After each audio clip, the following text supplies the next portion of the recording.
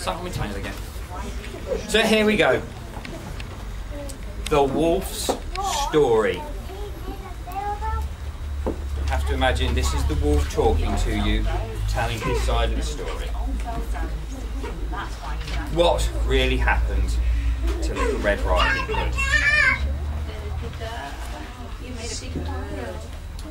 No, please! Look at me! Would I lie to you? It was the old woman who started it. I did nothing wrong. Would I? We hit it off from the beginning. Not everybody likes a wolf, do they? Look at you. You're not certain. Would you like to come and sit a bit closer while I tell you about the kid? I don't bite. No? Sure? Okay. Up to you. Anyway, I did a lot of jobs for the old woman. Called her Grandma. We were close. I put up shelves, did the shopping, tidied the garden. I even altered her clothes. Sewed on buttons, that sort of thing. I'm versatile. Sort of a new wolf. Vegetarian cuisine a speciality. If I eat any more lettuce, I'll turn green. But that's too much information. Are you sure you wouldn't like to sit just a little closer? Every week, the kid called with a basket of toffee. I tell you, that toffee was so bad, it made Grandma's teeth stick together. And you don't want toffee messing up your false teeth. But Grandma looked forward to seeing the kid. She even made her a red cape so she could see her coming. Did anyone ever make me a cape? Me? I didn't like the kid being there. She never spoke to me. She seemed nervous. Can you believe that? When Little Red was there, I felt left out. I tried to join in. I even offered to eat the toffee, and that stuff could ruin a wolf's good teeth. So you can see how I tried.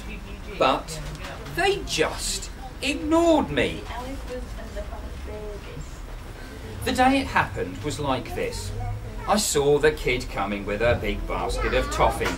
I was out looking for fresh herbs in the forest, and I tried to pass the time of day with her. But she pretended not to know me and hurried on. That's the sort of kid she is. Like I'm frightening, eh? Then I scooted back the quick way to warn Grandma to hide her teeth from the toffee. The kid always took a long time to get there. You know how slow kids are. When I got back, Grandma was reaching for her best dress in the wardrobe and couldn't reach the hook. And this is where it all went wrong. I tried to help her get it, but she fell over right into the wardrobe. And you know how it is. Grandma got a teeny tiny bump on the head that knocked her out cold, and the kid was banging on the door. All right, I panicked. It looked bad. Not everyone trusts a wolf. I thought they might say I'd done something bad to Grandma. Me! Anyway, I shut the wardrobe, put the dress on, sort of thought I could cover it up, act like Grandma till she was better. I have to admit, I don't have the best legs for a frock. So I jumped into the bed. Anyone would have thought I was Grandma. Then the kid came in and started acting strange. She was pretending to be scared again, and she wouldn't come close. "Oh, Grandma," she said, "what big eyes you have." "Got rid of me glasses," I told her. "I've got these new contacts. Really sore when you first put them in. Make anyone's eyes look big." It was the first time we'd had a talk, and she really wasn't that bad. Looked good enough to eat, if you know what I mean. "Oh, Grandma," she said, "what big ears you have." "Now these are good ears." But I have to admit, they aren't a lot like Grandma's, and of course, they're pretty furry as well. Oh, these old things, I said, and changed the subject. My favourite picture. Oh, Grandma, she said, what big teeth you have. And this is what made it worse.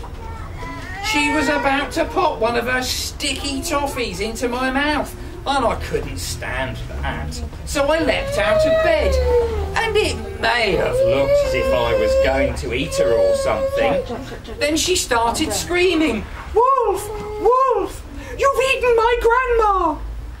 Do I look the sort of wolf who goes round eating grandmas?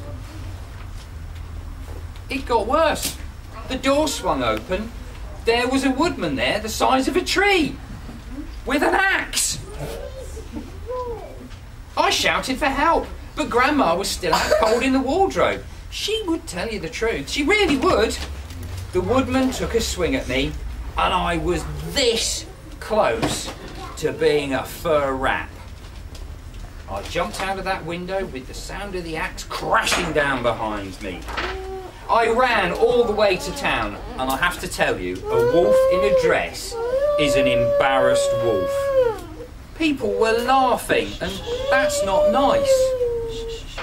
Anyway, thanks for listening, and if you ever want any jobs doing around the house, just get in touch. Here's my card. I don't charge much, I'm a neat worker, completely trustworthy, and I won't make a meal of it. No, please, look at me! Would I lie to you? There you go. That's the wolf's version of Little Red Riding Hood. And I'll let you work out whether it's the true version or not.